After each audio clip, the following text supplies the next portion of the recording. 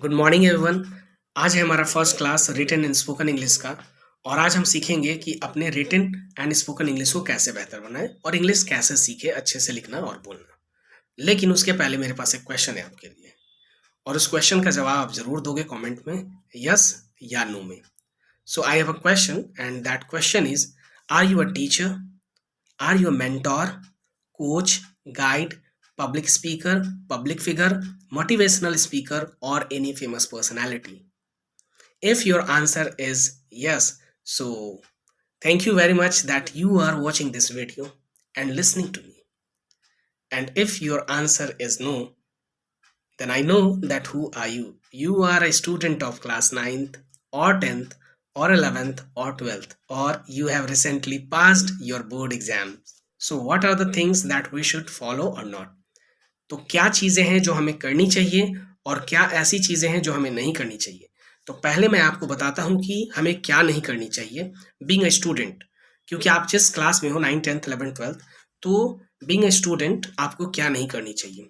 तो सबसे फर्स्ट और इम्पॉर्टेंट, आपके अंदर डर नहीं होना चाहिए कि मैं नहीं सीख पाऊंगा। नो फियर, आपके अंदर डर खत्म हो जाना चाहिए। आप सीखोगे, मेहनत करोगे, सीखोगे। सेकंड, नो हेजिटेशन, अंदर हेजिटेशन नहीं होना चाहिए कि मुझे आएगा कि नहीं। मेहनत करना है, सीखना है। थर्ड, नो साई, आपको शर्माना नहीं है। जितना आता है उतना लिखना है, जितना आता है उतना बोलना है और कोशिश करना है सीखने का। Fourth, no copy, no imitation, किसी का नकल नहीं करना है, किसी की बात की नकल नहीं करनी है, किसी की आवाज़ की नकल नहीं करनी है। अपने ओन लैंग्वेज में बात करनी है, अपने ओन वॉइस में बात करनी है, किसी के वॉइस को कॉपी नहीं करना है। फिफ्थ, नो अंडर कॉन्फिडेंस, कभी भी अपने कॉन्फिडेंस को लूज नहीं करना है। हमेशा कॉन्फिडेंट रहना है, अपने आप पे भरोसा करना है कि मैं मेहनत करूंगा, सीख जाऊंगा। And I am here to help you. No compare, किसी से कंपेयर नहीं करना है, मेहनत करना, आगे बढ़ना है, खुद का बेस्ट वर्जन बनना है। The last and important one, never ever gets bored, कभी भी बोर नहीं होना है, बोर नहीं फील करना है। You don't need to get bored with practice, with daily use of words and sentences. हर रोज आपको मेहनत करना है, प्रैक्टिस करना है, बोलना है, सीखना है, चीज़ों को समझना है, सीखना है, रिपीट करना है। Definitely you will learn how to write और हाउ टू स्पीक। चलिए अब मैं आपको बताता हूँ क्या करना चाहिए। When you wake up in the morning, तो आप जब उठते हो तो आपके आसपास जो भी चीज़ें हैं, कोशिश करो कि आपको उन चीज़ों की इंग्लिश वर्ड्स पता हो, और आप कोशिश करो कि उन वर्ड्स का इस्तेमाल कर पाओ। तो first and the most important is to observe the things around you and try to understand, learn their words. Second, if you are free or you have enough time to think, तो सोचो कि आपने क्या किया दिन भर में, या जब आप बैठे हो फ्री तो आप देखो कि उस टाइम तक आपने सुबह से क्या किया और क्या बोला, कैसे बोला, किससे बात किया। और कोशिश करो कि जिस सेंटेंस का आपने यूज किया, क्या आप उस सेंटेंस को इंग्लिश में बोल पाते हो। अगर नहीं तो क्यों, किस चीज की जरूरत है, और अगर ग्रामर आती है उस चीज की तो क्यों नहीं बोल पा रहे। थर्ड, जिस हिंदी को आप अगर बोल चुके हो अपने डेली लाइफ कॉन्वर्जेशंस में, और उसकी इंग्लिश अगर एक बार आपको पता चल गई, एक बार आपको सेंटेंस समझ में आ गया, तो उसको रिपीट करना है, यूज करना है from the next day. Fourth, अपने मीडियम को चेंज करने की कोशिश करें, specially for the class 10th and 12th board student, जिन्होंने 10th और 12th का बोर्ड एग्जाम रिसेंटली दिया है। क्यों? क्योंकि अब आप हिंदी इंग्लिश करते करते हिंदी टू इंग्लिश में कन्वर्ट हो जाओ। जो भी चीज़ें आप पढ़ रहे हो, हिंदी और इंग्लिश दोनों लैंग्वेज में पढ़ो। फिर धीरे धीरे एक टाइम आएगा कि आप हिंदी को साइड थोड़ा कर दोगे और फिर इंग्लिश की तरफ शिफ्ट कर जाओगे। फिर आपको बुक इंग्लिश में ही समझ में आने लगेगी। तो जो भी पढ़ रहे हो तो आप हिंदी इंग्लिश दोनों में पढ़ो, बाइलिंगुअल दोनों लैंग्वेज में। फिर धीरे धीरे हिंदी थोड़ा साइड कर देना है और इंग्लिश के तरफ शिफ्ट कर जाना है।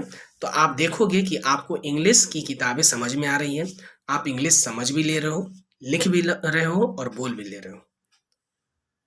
तो अपने मीडियम को चेंज करें अगर आप बोर्ड एग्जाम्स दिए हैं इस बार तो इस चीज़ का ध्यान रखें।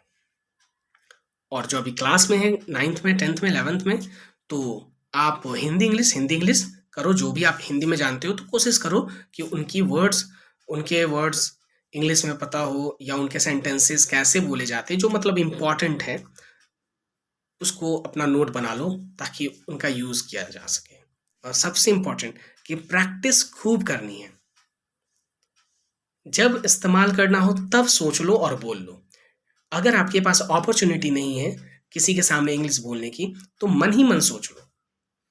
जैसे अगर आप किसी से बात करते हो और आपको बोलना है क्या यार कहाँ जा रहे हो, तो इंग्लिश में ही सोच लो कि hey where are you going bro.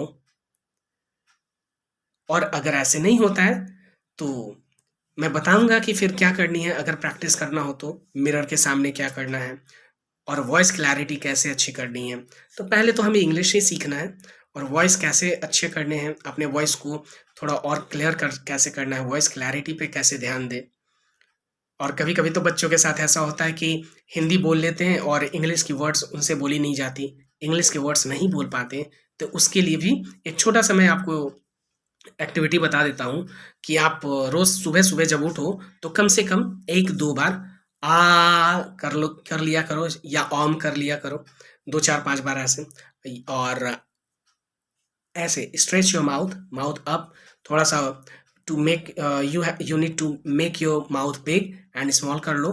तो उससे क्या होगा कि आदत होगी, जॉ लाइन जो है, ये जॉ वो थोड़ी खुलती है तो आपकी आवाज़ साफ आएगी, क्लियर वर्ड्स निकलेंगे इंग्लिश के। ठीक है? नहीं तो बच्चे वर्ड्स बोलते हैं, वर्ड्स नहीं बोलते, तो स और ज़ नहीं बोलने आएगा, थोड़ा परेशानी हो जाती है। तो इस चीज़ का ध्यान देना है। और हम लोग बच्चे में ऐसे भी करते थे, और आप इसको बहुत आसानी से कर सकते हो।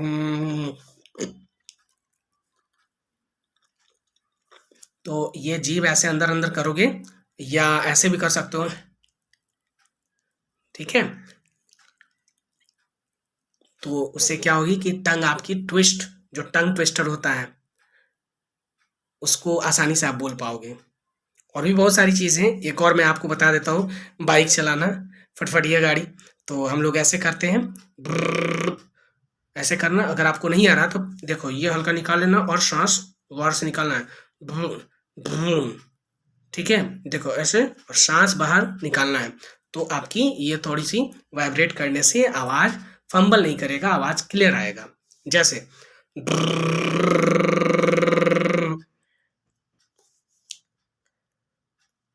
और वॉल बहुत ही आसान है, ए ई आई ओ यू, अल्फ़ाबेट में 5 वॉल्स होते हैं, ए ई आई ओ यू। उनको आप 2 4 5 बार बोल लिया करो, कम से कम 10-15 दिन करो तो आप देखोगे, यू विल फील कि आपके वॉइस क्लियर हो गए हैं, हिंदी में भी और इंग्लिश में भी, और इंग्लिश की वर्ड्स बहुत अच्छे से बोल पा रहे हो।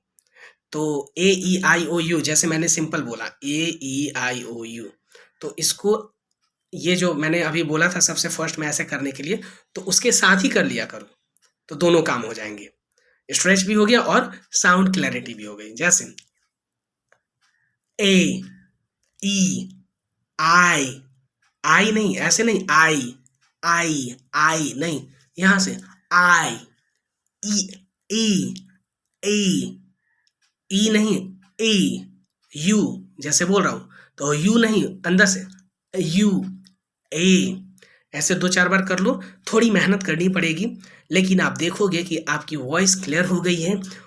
तो आई होप आपको समझ में आया होगा कि करना क्या है। तो स्पोकन अच्छे से बोलने के लिए हिंदी या इंग्लिश, वॉइस क्लैरिटी बहुत ज़रूरी है, मुंह अच्छे से खुलना चाहिए, अच्छे से वर्ड्स निकलने चाहिए। सेंटेंस जब आप बोलो इंग्लिश की, तो आपके जीभ अंदर ना अटक जाए, मुंह में ही बातें ना फंस जाए, ठीक है? हिंदी में भी ऐसी बातें होती हैं, या संस्कृत बोलते टाइम भी। तो मुंह पूरा खुलेगा, अच्छे से स्ट्रेच होगा, जॉ खुली रहेंगी, तो आप अच्छे से बोल पाओगे। तो ये एक्सरसाइज है, 5 मिनट की, 2-4 5 मिनट की आप ऐसे कर लोगे, तो आपको बोलने में आसानी होगी।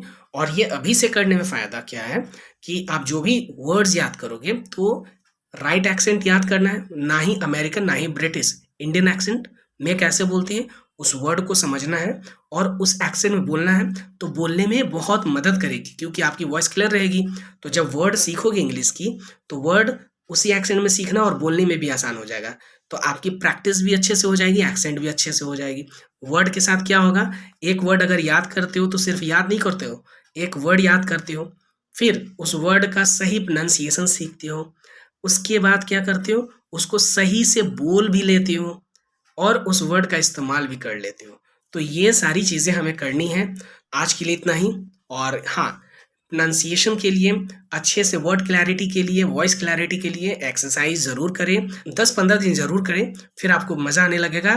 तो 10-15 दिन कर लोगे और फिर नहीं करोगे तो आपकी क्लैरिटी रहेगी। और यह जब ज़रूरत पड़ा तो 2-4-5 दिन पे फिर कर सकते हो। इस वीडियो में मिलते हैं, तब तक के लिए थैंक यू वेरी मच।